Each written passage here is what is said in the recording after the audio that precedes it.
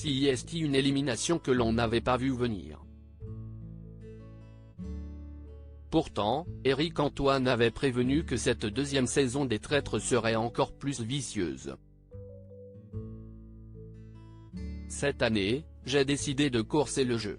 De diabolique, il va devenir infernal, lançait le maître du jeu dans un rire sadique, dès la première minute d'émission.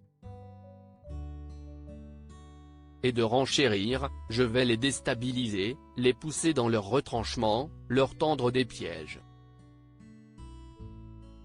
À chaque instant tout pourra arriver. À l'instar d'une double élimination avant même que la partie ne débute véritablement. Ils étaient 18 à se lancer dans ce jeu complètement dingue, soit 2 de plus que lors de la première édition.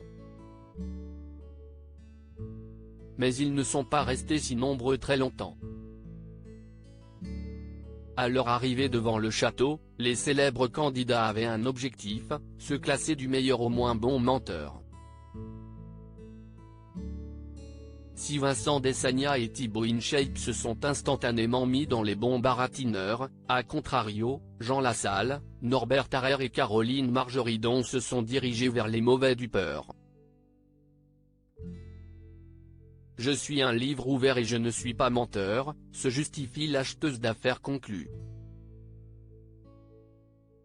Et l'ancien candidat de Top Chef de renchérir, on n'a peut-être pas le niveau finalement. Ni une ni deux, Éric Antoine a décidé de le prendre au mot et de les éliminer sur le champ. De quoi laisser tous les candidats, même leurs concurrents, bouche bée. Je pensais que c'était une boutade d'Éric Antoine, reconnaît Norbert Tarrer.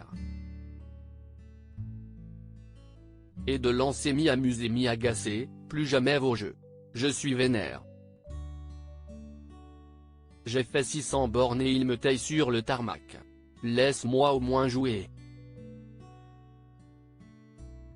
Je suis écœuré. Norbert Tarrer, le soir, c'était la soupe à la grimace, on pensait que c'était une blague, nous avoue le chef cuisinier avec le recul. À tel point qu'il est même parti non pas avec sa valise mais avec les bagages de Tom Pernod. Et Caroline Margeridon de confirmer, on n'y croyait pas du tout. D'autant qu'ils participent tous pour espérer faire gagner 50 000 € à l'association de leur choix. Il a même imaginé une stratégie de la production pour instaurer le doute auprès des autres candidats quant à leur rôle au sein du jeu. Cela aurait en effet pu faire croire aux autres candidats qu'ils étaient tous les deux traîtres. Norbert a également supposé que Caroline Margeridon était traître, puisqu'elle n'arrêtait pas de piailler. Mais après avoir débarqué du train, leur sourire s'est envolé. On commençait à moins rigoler. On nous a emmenés à l'hôtel. On faisait la tronche. Le soir, dans l'auberge, c'était la soupe à la grimace.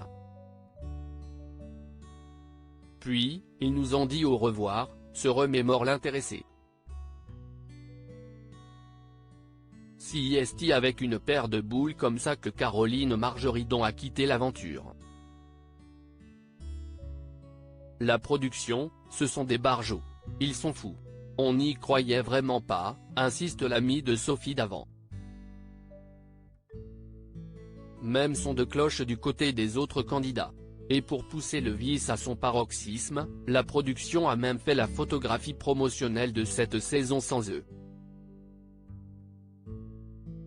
Ils les ont rajoutés au montage. CIST allait loin. Quand on a fait la photo de groupe sans eux, moi, j'ai dit, adieu, au revoir, CIST fini. Tant pis, nous confie Thibaut InShape. Mais dans les traîtres, téléspectateurs comme candidats ne sont jamais au bout de leur surprise. Caroline Margeridon et Norbert Tarrer pourraient-ils faire leur retour dans le jeu? Ne vous inquiétez pas, on ne se débarrasse pas de moi comme ça, aussi vite, nous lance la première avec un air mystérieux. Vraie confession ou bluff? Affaire à suivre.